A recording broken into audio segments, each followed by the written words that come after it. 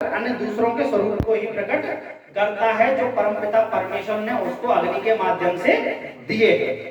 तो ऐसे ही जो जीवात्मा, ये देहधारी मनुष्य, जो उस परमपिता परमेश्वर से आशा करता है कि हे परमपिता परमेश्वर, मुझे आप अपना मान दे दीजिए। मान क्या है? मानना है। मान यानी मानना, मान यानी अधिकार। अधिकार कौन सा है? किस अधिकार की, किस मान के रखने की बात कर रहे हैं? तो वो मान जो है वह मान ज्ञान का है। और तीसरी हम ईश्वर से कहते हैं, हे परमपिता परमेश्वर, आप मुझे उस ज्ञान को दे दीजिए। और यही जीवधारी जो जीव है वो ये कह रहा है, हे परमपिता परमेश्वर, आप मुझे उस मान को रखने के लिए दे दीजिए जिसकी हम आपसे आशा करते हैं।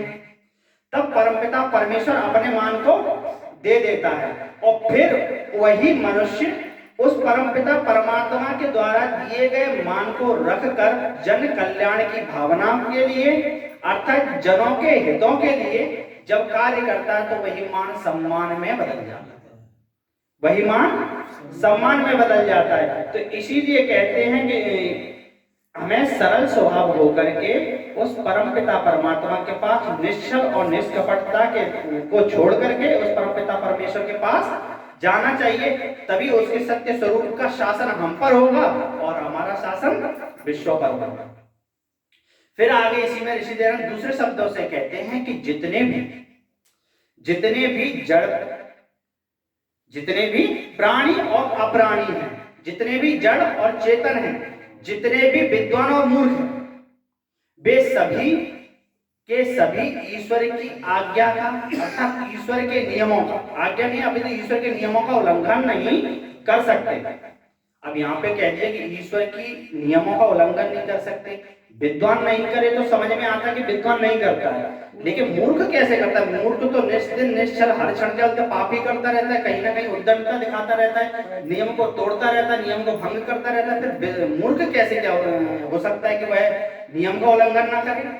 तो यहाँ पे कहते हैं ऋषि कि ऐसा कोई भी जीव या कोई भी पदार्थ नहीं है जो परमपिता परमात्मा के बनाए हुए नियमों का उल्लंघन कर सके।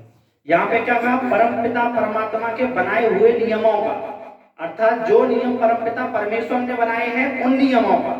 अच्छा बताइए, ये मूर्ख के पास आंख है तो क्या वो आंख से सुन सकता है? नहीं। तो उसने ईश्वर के बनाए नियमों का उल्लंघन किया। अच्छा, जीव से रस को चख सकता है? क्या जीव से सुन भी सकता है? नहीं सुन सकता। कान से सुन सकते? क्या कान से देख भी सकता है? अर्थात जो परमपिता परमेश्वर ने नियमों का निर्धारण किया है, जो नियम बनाए हैं, तो मूर्ख हो या कोई भी व्यक्ति हो या विद्वान हो, वह ईश्वर के द्वारा बनाए हुए नियमों का उल्लंघन नहीं कर सकता, क्योंकि उसके अंदर यह सामर्थ्य है ही नहीं। तो अब यहाँ कहते हैं कि ईश्वर ने बनाए जो नियम हैं उन पे हर व्यक्ति को पालन करना ही चाहिए और अधर्म को त्यागना चाहिए। अधर्म को त्यागना चाहिए। अब यहाँ कह दिया साथ में धर्म का पालन भी करो और अधर्म का त्याग भी करो। क्यों कह दिया? क्योंकि दोनों आवश्यक है।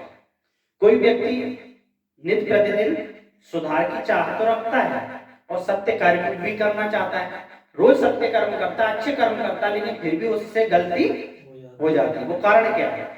क्योंकि उसने अपना सारा जो प्रयत्न था उसने अपने आप शरीर में अच्छाइयां लाने के लिए किया, लेकिन एक भी प्रयत्न जब वो बुराई को हटाने के लिए नहीं करता तब तक व्यक्ति अधर्म करता रहता। अर्थात इसीलिए ऋषि कहते हैं कि जीवन को अच्छा चलाने के लिए विद्या और अविद्या दोनों को जानना आवश्यक है, अर्थात धर्म और अधर्म दोनों को जानना आवश्यक है।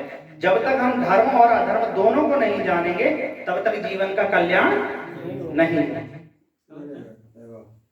तो जीवन का कल्याण नहीं है।